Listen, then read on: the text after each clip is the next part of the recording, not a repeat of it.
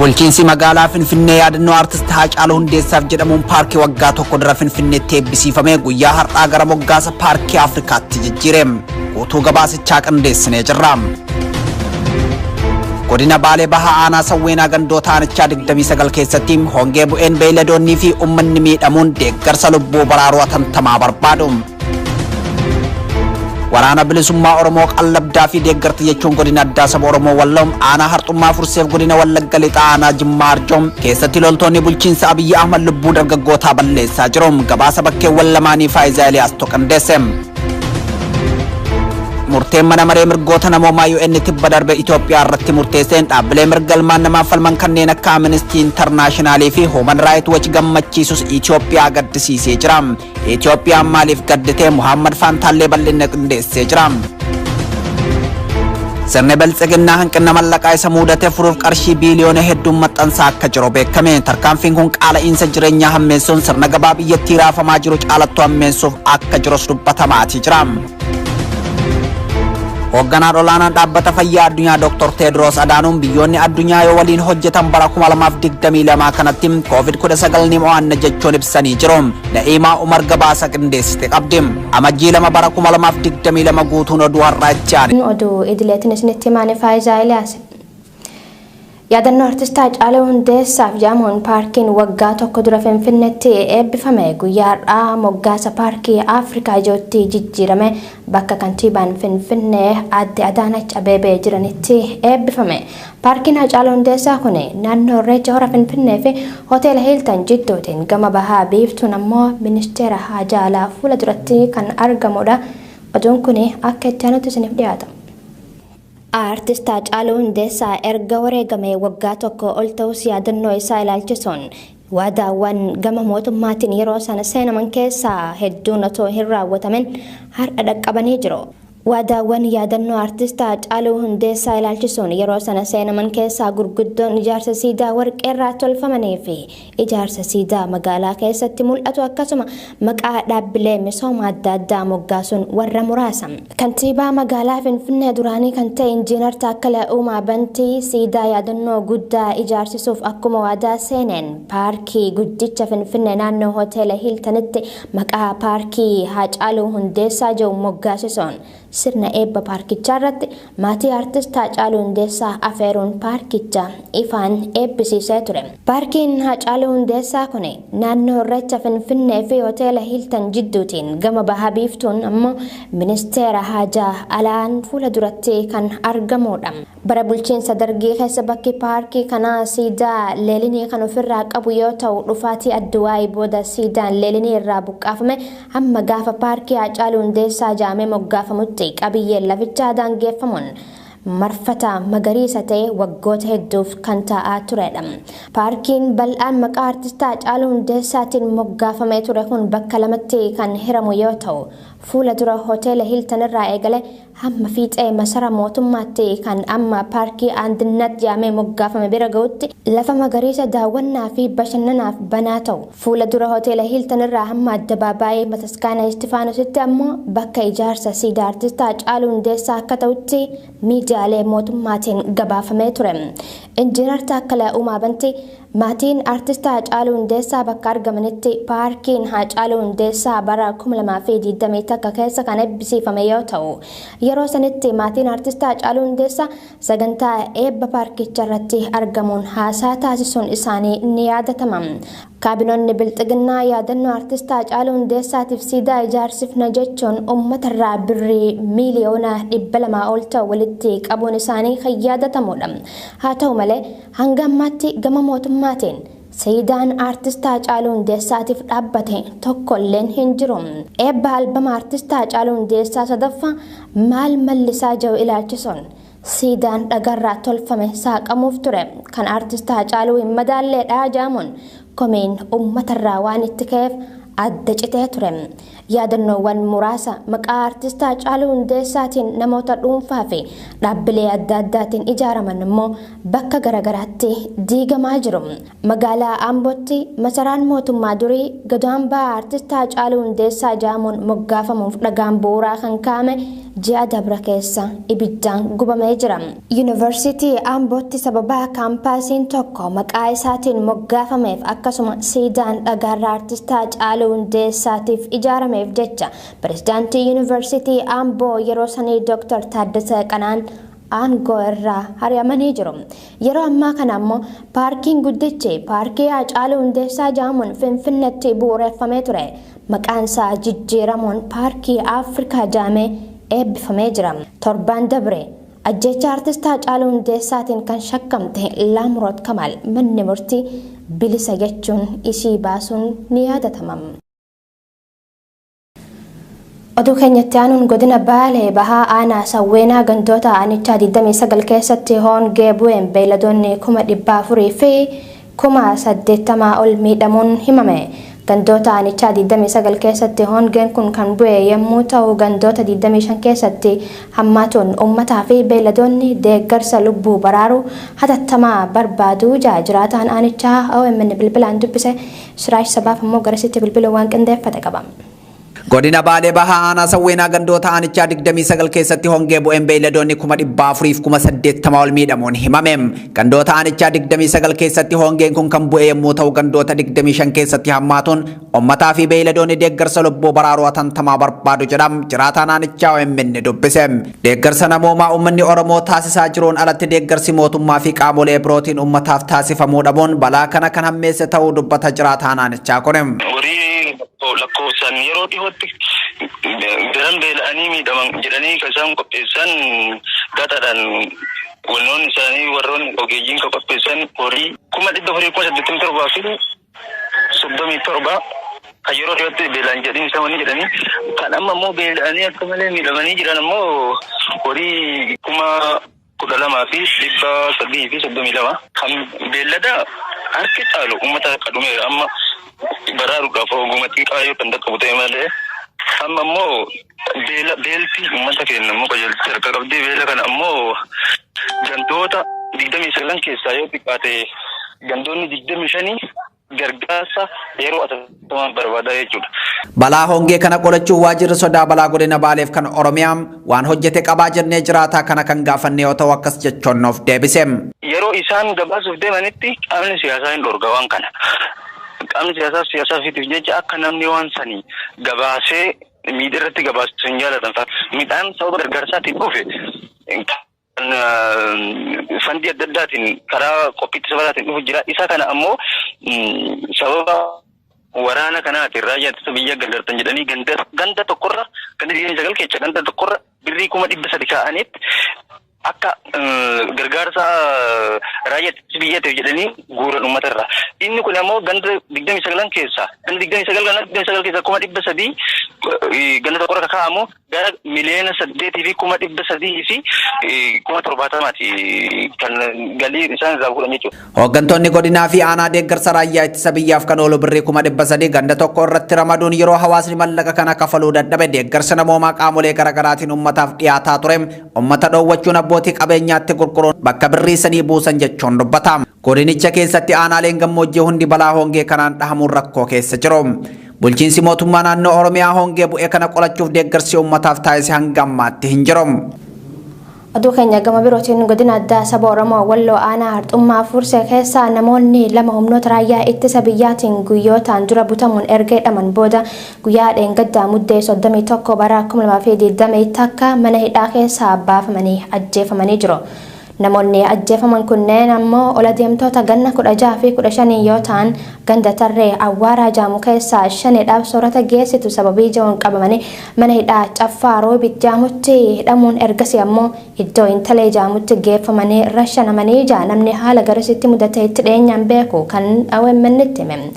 Iddoon intalee jaamtu kun bakka kanaan dura namoonni 30 ol jumlaan itti ajjeefamanidha. Maqaan ijoollee ajjeefamanii Muhammad Siraaj Hassanii fi Muhammad Habiba akka ta'an odeeffannee jirra. Ijoollee kana jalqaba kan iddoo isaan jiranii butee deemeen raayyaa ittisa biyyaa ta'uu malee qaama mana hidhaatii baasee ajjeese kana jennee waan mirkaneeffannee hin qabnu kan jaan maatiin jira. Haa ta'u malee qaama jalqaba qabatee deemeerra shakkii qabnaa jiru. Aanaa Arxummaa Fursee iddoo Wadaddar jedhamuun beekamutti ammoo guyyaa kaleessaa dhukaasni cimaan akka turee fi barii har'aas dhukaasni akkuma kaleessaa ooletti jiraa jiru. Akka uummanni waliif hin birmanneef ammoo waraanni iddoo hunda qubsiifamee jira. Waliif birmachuu hin dandeenye jechuun komatu jiraattonni godina addaa saba Oromoo Walloo.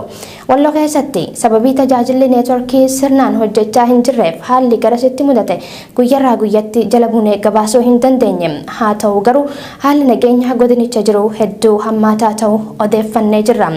Hidhaanis kan duraanii caalaa nutti jabaatee jira. Babbaanee galuun jabaatee jira. Akkasuma immoo yeroo daldalaan tokko mana daldalaa isaa cufetti shaneedha jechuun cabsanii itti seenan rakkoon kun kan duraanii caalaa hedduu nutti hammaate jechuun komatu Oromoonni Walloo. Oduma walqabateen ajjeechaa lixa Oromiyaatti waraana Bilxiginnaatiin hawaasa nagaa irratti raawwatamaa jiru ammas cimee itti fufee jira. Godina Wallagga Bahaa Aanaa Jimmaa Arjootti waraanni murna Bilxiginna dargaggoo Galatuu Waaqtolaa jedhamu suuqii isaa keessaa halkan baasee ajjeese. Dargaggoon Galatuu Waaqtolaa nama tattaafatee maatii isaa rakkoo keessaa baasuun carraaqaa ture yoo ta'u humnoonni tikaa Bilxiginna waraana bilisummaa Oromoo wajjin hidhata qabda jechuun halkan suuqii isaa keessaa baasanii ajjeesuun reef keessaa gatan jechuun odeeffannoon OMN dhaqqabee ni mirkaneessa. Dargaggoo kana erga ajjeesanii reef isaa kanarratti gatanii booda maatiin kaasanii awwaallatanii jiru. Hoomaan waraanaa maqaa saganta'iinsa waraana bilisummaa Oromootiin Aanaa Jimmaa Arjootti Bilxiginnaan bobbaafame hawaasa goolaa jiraachuunis maddeen Oromiyaa Miidiyaa Neetworkiif ibsanii jiru. Murteen mana maree mirgoota namoomaa UN Itoophiyaa yaaddeesse. Ta'us garuu walabummaan qorannoo kanaan dura taasifame gaafii keessa seenuu fi qorannichi Tigraay dabalatee bakka mara dhaqqabuu dadhabuun koomishiniin walabni qorattoota idil addunyaa hundaa'ee bifa haaraan akka qoratamu murtoorra gahamee jira. Qorannoon kun gaggeeffamuuf adeemsifamaa jira si jaame Muhammad Fantallee gabaasa AFP fi BBC cuunfee jira. Murteen mana maree mirgoota namoomaa UN Itoophiyaa yaaddeesseera. Murteen kun dhaabbilee mirga namoomaa idil addunyaa kanneen akka Amnesty International fi Human Rights Watch gammachiisus faallaa kana Itoophiyaaf hin liqinfamne.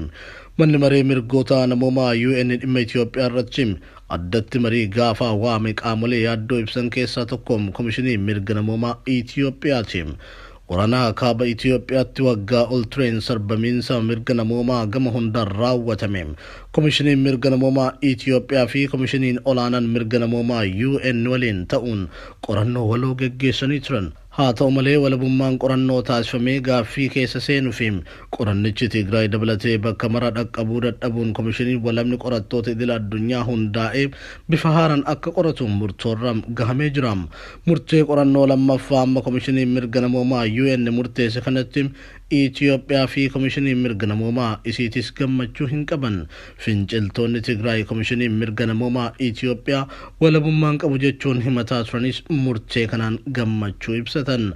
Wayitii qorannoon jalqabaa adeemsifametti gabaasni dhaabbileen idil addunyaa eegaa akka turan ibsan kan fuula 156 qabu yoo ta'u sarbamaa mirga namoomaa sadaasa 3 bara 2020 xabajjii 28 bara 2020 tokko jirum raawwate qorate. Itoophiyaan durumaa qorannoon kun gara caalu kan Tigraay keessatti raawwate qorate. Badii ergasii finciltoonni Tigraay Amaaraa fi Affaaritti raawwate hammatuu qaba ture jechuun gaafattee turuun ni yaadatama. Komishiniin mirga namoomaa UN garuu yeroo hin fudhanne. Yeroos komishiniin Itoophiyaa badii naannolee lamaanitti raawwatame jedhame ofuma akka qoratu ibse. Ta'us bu'aa qorannoo booda mootummaan Itoophiyaa qorannichi hanqina qaba jechuun ibse.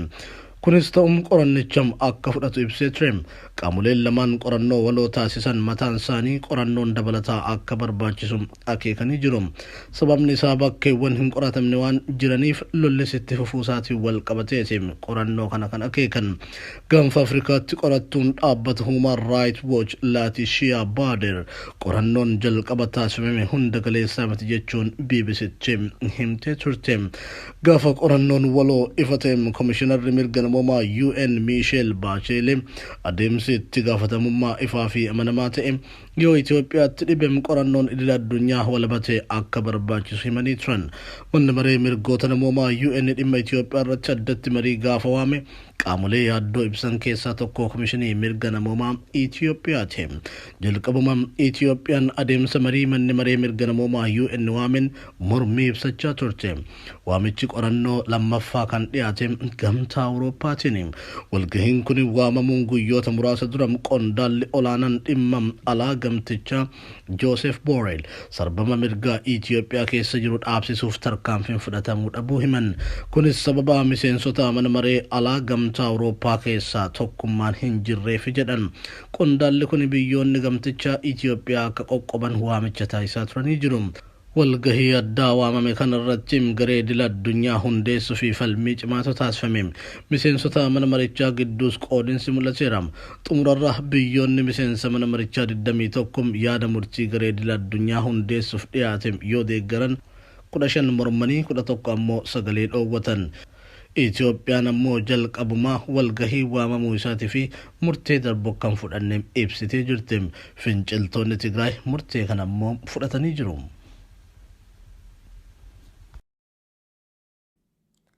Oduu dhimma dinagdeetti wayita ceenu sirni bilxiginnaa hanqina maallaqaa isa mudate furuuf qarshii biiliyoona hedduu maxxansaa akka jiru beekame. Tarkaanfiin kun sirna gabaa biyyattii raafamaa jiru caalattuu hammeessuuf akka jirutu dubbatama. Rakkoo kana tarkaanfilee siyaasaa qabatamaan furuu kan hin dandeenye sirnichi maallaqa maxxanse gara dinagdeetti dabaluun caalattuu kufaatii dinagdee jireenya uummataa rakkoo hamaaf saaxiluu kan danda'uudhaas jaamaa jira. Oduun kun akka itti aanutti isiniif dhiyaatama. Sababoota jeequmsa siyaasaa fi gaagama dinagdeetiin daddaaqama guddaa keessa kan seene sirni mootummaa bilxiginnaa hanqina baajata guddaa ta'eef saaxilamee akka jiru maddeen keenya dhimmichatti dhiyootaan himanii jiru. Sirnichi hanqina baajataa guddaa isa mudate kanas furuuf qarshii biiliyoona hedduu ta'u maxxansaa akka jiru beekameeti jira. Rakkoon nageenyaa fi waraanaa karaa nagaatiin furuu dhabuun biyyattii guutummaatti addunyaa irraa adda baasee jiraachuun himamaa kan ture yoo ta'u dhiibbaan keessaa fi alaa sirnicha irratti taasifamaa jiru. Rakkoowwan uumaman keessaa tokko baajata kana ta'utu himamaa jira. Kanaaf ammoo sababa guddaan biyyoonni akka Ameerikaa, Gamtaa Awurooppaa, Baankii Addunyaa, IMF, Kanaadaa, Ingilizii fi kanneen biroo yeroo dheeraaf michuuwwan Itoophiyaa turan sababa jeequmsa siyaasaa fi gaagama namoomaa biyyattii keessatti babal'atee itti fufeen gargaarsaa fi liqii dhabuu isii irraa akka ta'e himamaa turee jira. Kunis gama tokkoon qaala'insi jireenyaa karaa mul'atee hin beekneen akka dabalee yoo taasisu, gama biraatiin ammoo dinagdeen biyyattii waraana kanaan miidhamtee turte hanqina sharafa alaa hamaa ta'e akka saaxilamu waan ta'eef qormaata guddaa tahee jira jedhu ogeeyyiin dinagdee. Rakkoo kana tarkaanfilee siyaasaa qabatamaadhaan furuu kan dandeenye sirnichi maallaqa maxxansee gara dinagdeetti dabaluun caalattuu kufaatii damee dinagdee jireenya uummataa rakkoo hamaaf saaxiluu kan danda'uudhaas jedhamee jira. Itoophiyaan yeroo ammaa tuulaa isaa doolaara biiliyoona hedduu irra jiru kaffaluu waan dadhabdeef dhaabbileen maallaqa idil addunyaa kanneen akka IMF karoora isaanii itti aanu keessaa baasuu isaanii gabaafamaa turee jira. Sirni bilxiginnaa baatii muraasa dura baajata waggaa biiliyoona 500 caalu kan raggaasise yoo ta'u amma ammoo baajata dabalataa sababa baasii waraanaa jiruuf qarshii biiliyoona 122 qopheessee akka jiru maddeen oduu sirnichaa gabaasaatti jiru. Oduu keenya xumuraatiin dhaabbanni fayyaa addunyaa kaayyoo bara 2022 kanatti kaa'een weerara koronaa vaayirasii balleessuuf biyyoota hundatti yoo xiqqaate hanga baatii adoolessaatti talaallii parsantaa 70 ga'uuf karoora qabate. Hoogganaan olaanaan dhaabbata fayyaa addunyaa Dr. Tedros Adhanom biyyoonni addunyaa waliin kan hojjetan yoo ta'e COVID-19 bara haaraa 2022tti ni mo'atama abdii jiru qabaachuu ibsane. Naayimaa Umar gabaasa BBC isiniif qindeessitee jirti. Biyyoonni addunyaa waliin kan hojjetan yoo ta'e COVID-19 bara haaraa 2022 kanatti ni mo'atama abdii jiru qabaachuu ibsani. Hoogganaan olaanaan dhaabbata fayyaa addunyaa Dr. Tedros Adhanom Akka gabaasaaleen ibsanitti Haasaan Abdii hoogganaa olaanaa kanaatis erga dhaabbanni fayyaa addunyaa vaayirasiin COVID Chaayinaa keessatti mul'achuu mirkaneesse waggaa lamaan booda. Ammaan tanas addunyaa irratti lakkoofsi namoota COVID-19 qabamanii miliyoona 285 yoo gahu kanneen sababiidhuma kanaan lubbuun isaanii dabarte ammoo miliyoona 5.5 ta'ee jira. Addunyaa guututti namoonni bara haaraa faranjoota kabajaa jiraatulleen biyyoota hedduu keessatti dhukkubicha to'achuuf jecha namoonni baay'een akka walitti hin qabamne jajjabeeffamee jira.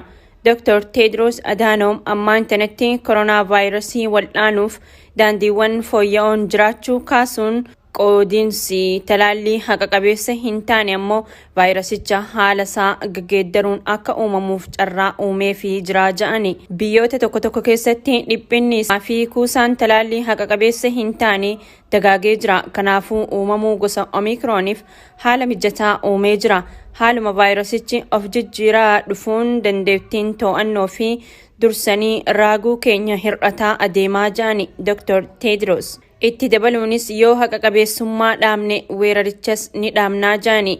Awurooppaa fi Ameerikaatti namoonni yoo xiqqaatee talaallii marsaa tokkoffaa kan fudhatan yoo ta'u, karoorri dhaabbanni fayyaa addunyaa bara 2021 osoo hin xumuramin dura yoo xiqqaatee ummanni addunyaa parsantaa 40 ta'u talaallii akka argatuuf karoorsee ture. Keessattuu biyyoota Afrikaatti osoo hin mirkanaa'in hafee jira. Dr. Tedros kanaan dura biyyoonni guddatan dhiyeessitii idil addunyaa garmalee walitti qabuun ummata isaanii baay'ee marsaa lammaffaaf yoo talaalan kaan ganaa talaallii marsaa tokkoffaa eeggataa jiru jechuun qeequunsaa ni yaadatama.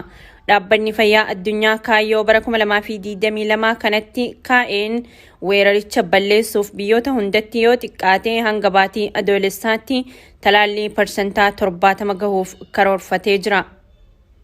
Hayyangaa daawwattoota OMN oduun keenya kan isiniif dhiyeessine isaan gammaatti daawwatu.